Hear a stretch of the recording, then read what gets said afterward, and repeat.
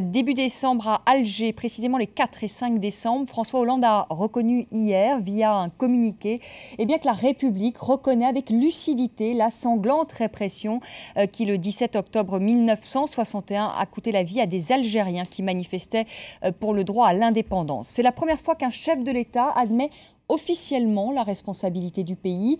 Le 17 octobre 1961, des dizaines d'Algériens sont morts lors d'une répression menée par la police française aux ordres alors de Maurice Papon. La manifestation à l'appel du FLN avait été alors interdite. De nombreux ténors de la droite ont dénoncé le geste de François Hollande.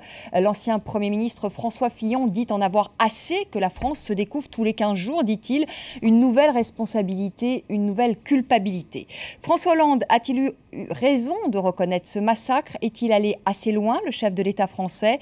Est-ce au tour maintenant de l'Algérie de faire un premier pas? Eh bien, on en parle ce soir avec nos invités. On en parle avec vous, Yasmina Haddy. Bonsoir, merci d'être avec nous. Vous êtes la réalisatrice du film « Ici, on noie les Algériens » qui est sorti récemment en DVD. Vous revenez sur cette répression du 17 octobre 61 avec des archives et des témoignages tout à fait inédits. Et nous verrons d'ailleurs dans la deuxième partie de notre débat un extrait de votre documentaire. Gilles Manseron, bonsoir. Vous êtes historien, spécialiste du colonialisme français, membre du collectif du 17 octobre, un collectif qui entend faire reconnaître et condamner cette répression. Vous êtes par ailleurs l'auteur de La triple occultation d'un massacre. C'est aux éditions La Découverte et vous avez publié également le 17 octobre des Algériens. Avec nous, David Xavier Weiss, bonsoir. Vous êtes secrétaire national de l'UMP, proche de Jean-François Copé. Vous avez réagi sur Twitter à la reconnaissance de cette répression. Vous avez dit Hollande se soumet aux exigences du FLN. Jusqu'où ira-t-il? Enfin, avec nous, Patrick Mennoussi, vous êtes député PS des Bouches-du-Rhône, président du groupe Amitié France-Algérie. Alors, avant de commencer ce débat, on va tout de suite écouter les réactions à droite. La droite qui a dénoncé le geste de François Hollande. On écoute les réactions.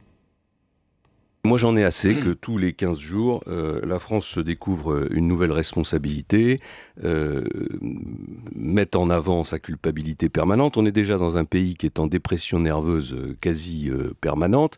On n'a pas besoin de ça. C'est aux historiens de parler de ces sujets, pas aux responsables politiques qui s'occupent du présent. C'est déjà assez difficile comme ça, pour pas passer l'essentiel de leur temps à commenter une histoire qui commande toujours avec une arrière-pensée. Il remet en cause à la fois la responsabilité, l'engagement de la France, la responsabilité de la police qui est républicaine, le président de la République et le général de Gaulle. Il n'a rien d'autre à faire que de multiplier les actes de repentance, 3 déjà, depuis qu'il est arrivé au pouvoir.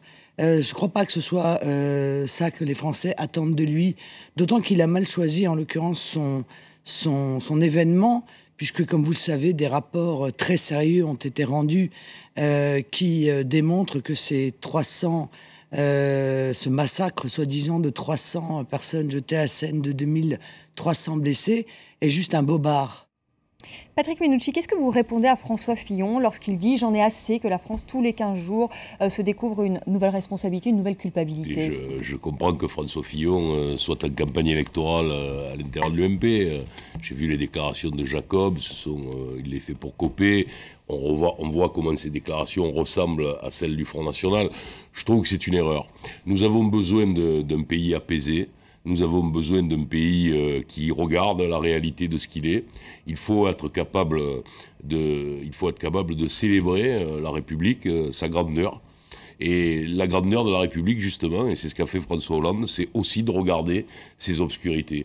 François Hollande, aujourd'hui, ne propose pas des poursuites judiciaires contre X ou Y. D'ailleurs, le principal auteur de cela avait fait bien pire quelques dizaines d'années avant.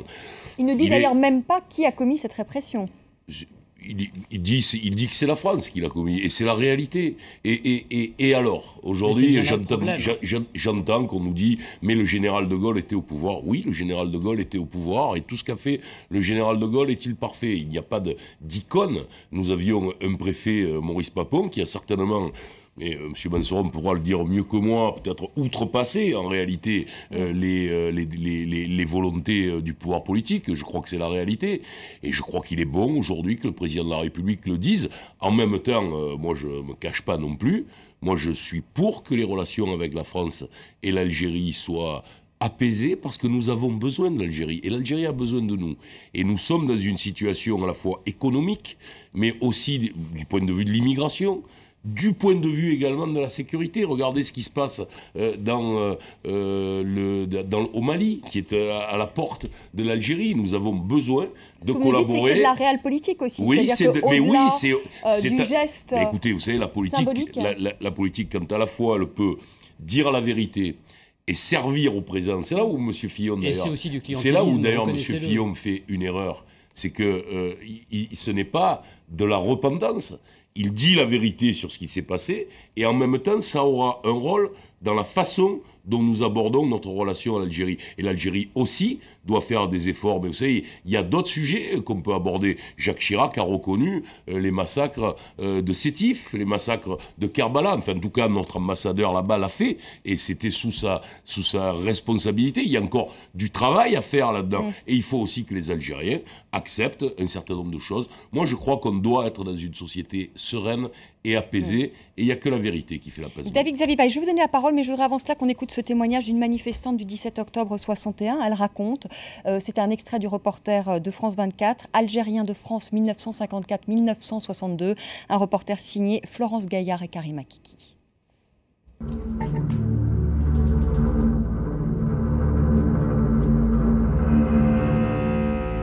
On a reçu un mot d'ordre. On nous a dit de sortir le 17 octobre 61 pour manifester. Avant d'arriver donc au pôle Neuilly, on marchait dans la rue, on était serrés, on était les uns contre les autres. On a avancé dans cette foule, et à la force d'avancer, on entendait crier, on entendait hurler, les gens qui commençaient là à revenir. On a vu des gens qui saignaient de la tête, on a vu des gens qui étaient plus chaussés. Puis les gens, quand ils se sauvent comme ça, ils ne regardent pas si vous avez aussi des enfants. Hein. C'est chacun veut sauver, comme on dit, sa peau. Hein.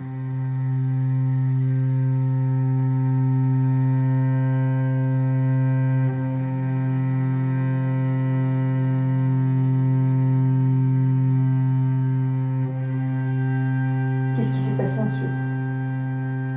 Qu'est-ce qui s'est passé ensuite ? On a continué. On a continué à se débrouiller, à passer par des rues où il y avait moins de personnes, en essayant de passer par des impasses, des petites ruelles, pour s'en sortir. On s'en est sorti comme ça, malheureusement.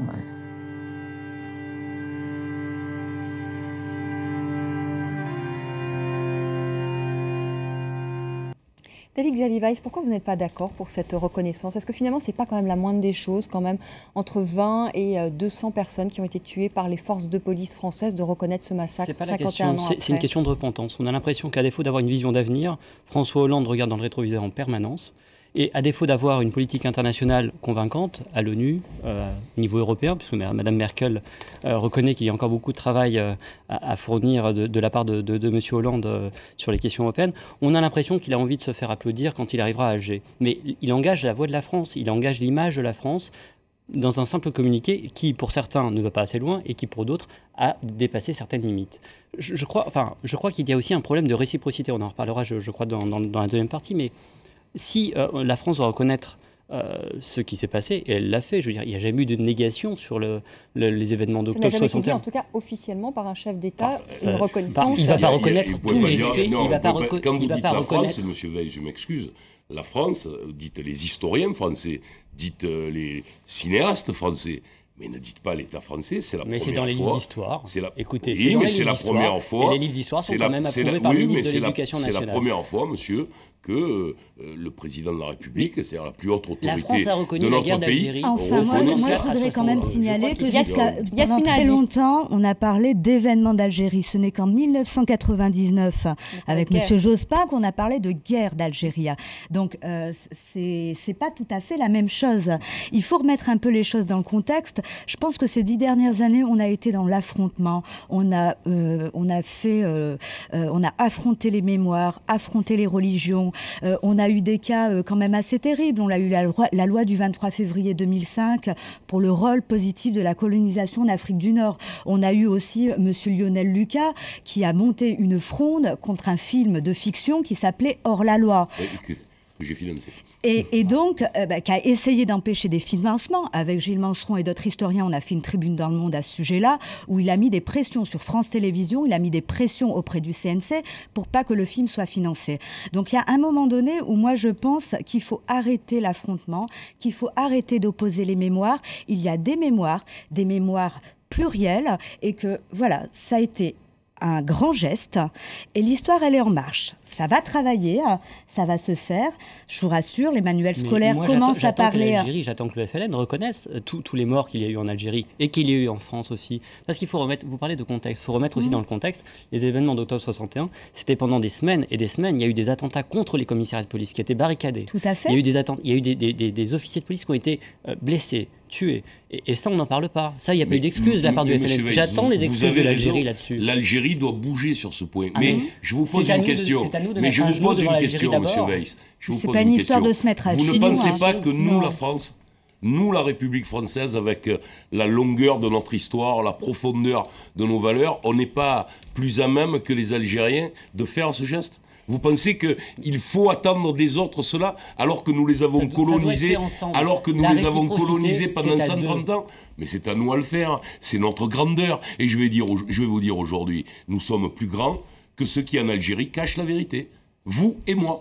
C'est votre vision. Mais non, c'est pas ma vision, c'est la réalité de ce pays. Gilles Manseron n'a pas parlé encore, il est membre du comité du 17 octobre 1961. Est-ce que le geste de François Hollande était un geste fort, ou est-ce qu'il aurait dû aller un peu plus loin, le président de la République, et s'excuser? C'était un geste fort, et c'était un geste qui était attendu par beaucoup, compte tenu de tout le travail qui s'est déployé ces dernières années pour demander la vérité et commencer à éclairer cet événement.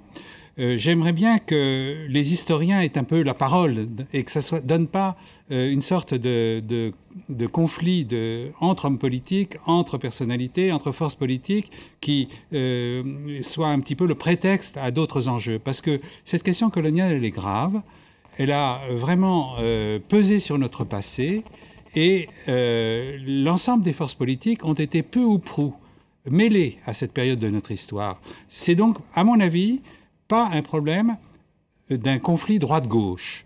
C'est le général de Gaulle. Mitterrand, en 1954, l'Algérie, c'est la France. Oui, et c'est le général de Gaulle qui, après beaucoup d'hésitation, a mis fin à cette guerre et donc à cette période coloniale. Il faut quand même rappeler les morts qu'il y a eu en 1957. Laissez-moi terminer, parce que je ne voudrais pas que ce soit un enjeu d'un conflit politique. Et cet événement du 17 octobre, les historiens britanniques qui ont travaillé sur cet événement, qui ont fait le plus gros ouvrage et le plus important ouvrage sur le sujet, disent que c'est la plus importante répression d'une manifestation pacifique dans toute l'histoire de l'Europe occidentale depuis 2 siècles. C'est celle qui a fait le plus de victimes.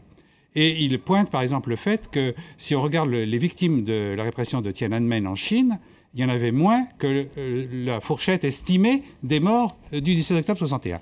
Or, il y a eu négation, il y a eu un silence d'État, et je dirais même un mensonge d'État, puisque le bilan qui a été affirmé au lendemain disait 2 morts algériens seulement, alors qu'on estime qu'il y a eu au moins 150, 200, peut-être davantage, compte tenu des disparus. Donc il y a vraiment eu un mensonge d'État. Est-ce qu'il aurait dû s'excuser, François Hollande? Est-ce qu'il aurait dû aller plus loin? Parce que finalement, ça a été fait via communiqué. Alors, il y a la reconnaissance de cette répression sanglante, ça a été fait. Mais est-ce qu'il aurait dû aller un peu plus loin? Certains disent que oui, je ne sais que pas ça ne qui suffit dit pas. Que ça... Enfin, je pense que c'est le début, cette déclaration forte et importante, qui dit l'essentiel, doit être le début d'un travail sur cette journée pour connaître les circonstances qui ont rendu possible une telle répression meurtrière, et puis sur la guerre d'Algérie, la période coloniale de notre histoire plus généralement. Un travail serein de la société française où les historiens ont leur rôle à jouer avant tout, avant que ça ne devienne un enjeu entre forces politiques. Patrick Mennucci, ça a été fait quand même via communiqué. Pourquoi François Hollande ne s'est pas déplacé sur le pont Saint-Michel? Est-ce que le geste n'aurait pas été un peu... On voit, je crois, des images où on en a vu tout à l'heure sur votre chaîne. Il y est allé l'année dernière. Il y a 1 an, après la primaire. Avec Sébastien Pietrasanta, avec un certain nombre d'élus locaux. Je dois vous dire qu'il y a eu, vous ne le savez pas, mais il y a eu une discussion au groupe socialiste à l'Assemblée nationale sur cette question. Un sujet qui a été abordé justement par notre collègue Sébastien Pietrasanta, qui a posé la question en groupe socialiste il y a environ 1 mois. Les choses ont cheminé. le travail de groupe des parlementaires, de l'association que je préside, France-Algérie, les retours avec le président de la République, et puis les choses se sont faites tout à fait normalement au moment où il fallait. Et les excuses auraient été trop. Mais je ne pense pas que François Hollande a à s'excuser. D'abord, il n'a pas beaucoup lui-même personnellement de responsabilité dans cette affaire. Je crois que Jacques Chirac s'était excusé pour le Veldiv. Oui, on n'est pas exactement au nom de la France. Au nom de la France, on n'est pas exactement dans la même chose. Pourquoi on n'est pas dans la même? Pourquoi?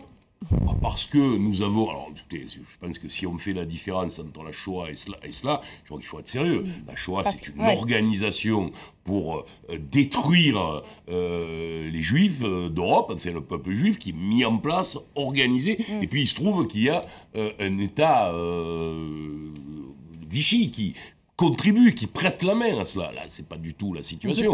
Il y a une guerre d'Algérie, il y a une situation qui est insurrectionnelle en Algérie, il y a, Weiss a raison, il y a des attentats contre les Français en Algérie, il y a une situation... Mais est-ce que c'est parce qu'il y a des attentats contre les Français en Algérie qu'on doit ici liquider 200 ou 300 Algériens? Et moi, je pense toujours que la France, elle est supérieure dans son histoire, dans sa façon de se comporter aux autres. Et je préfère que mon pays... Moi, je suis comptable de mon pays. Je ne suis pas comptable des autres. Mais maintenant, aussi, avec l'affection et l'amitié que je porte à l'Algérie, je dis aussi des gestes doivent être faits en Algérie. David-Xavier Weiss, lorsque Jacques Chirac avait reconnu les crimes de la France dans la rafle du Veldiv et la Shoah, là, ça vous a pas gêné? Non, parce que c'était déjà un État qui n'est... C'est de la repentance, en l'occurrence. Mais c'était l'État français. Ce n'était pas la République française. Là, c'était un gouvernement légitime en 61.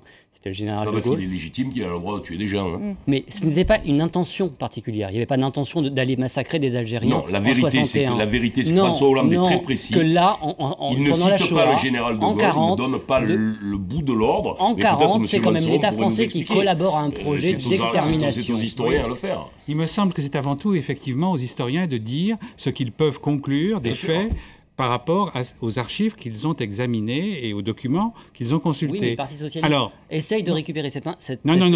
Laissons de côté... S'il n'y avait pas eu ces déclarations... Laissons de côté franchement, on ne serait pas là. Yasmina dit... Je vous rappelle qu'en octobre 2011, l'année dernière, quand je sortais mon film, j'ai interpellé le président Nicolas Sarkozy par voie de presse. Je pense que j'ai été beaucoup médiatisée lors de cette sortie, donc j'imagine que... il a forcément entendu, ou ses conseillers ont entendu mon appel, où je disais qu'il était temps de reconnaître la répression du 17 octobre 1961. Et au même moment, il est allé en Arménie et il a demandé aux Turcs de reconnaître le génocide arménien pour pouvoir entrer en Europe. Alors là, les bras m'en sont tombés. Parce qu'à un moment donné, je peux finir, à un moment donné, avant d'aller donner des leçons aux autres, je pense qu'il faut s'occuper de son peuple. Il n'y a pas de génocide. Je peux finir. Moi, je parle de mon ancien président français. Donc voilà, je pense qu'à ce moment-là, ça a été une grosse erreur politique de ne pas s'être exprimé et d'avoir encore fait partie de ce silence. Je pense qu'il n'était pas... utile de nous parler de problèmes d'autres peuples et d'essayer de noyer le poisson comme ça. Et puis, je pense aussi qu'à un moment donné, il y a eu des actes qui ont été très graves. Et je me souviens très bien que M. Fromentin, à Neuilly-sur-Seine, a aussi refusé à ce moment-là que se recueillent les Algériens et les maires du 92 pour le 17 octobre 1961. Donc voilà, je pense qu'il ne faut pas non plus occulter tout ça. On fait une petite pause, on se retrouve dans un instant pour la deuxième partie donc, de notre débat avec cette question, n'est-ce pas maintenant à l'Algérie de faire un premier pas? Tout de suite.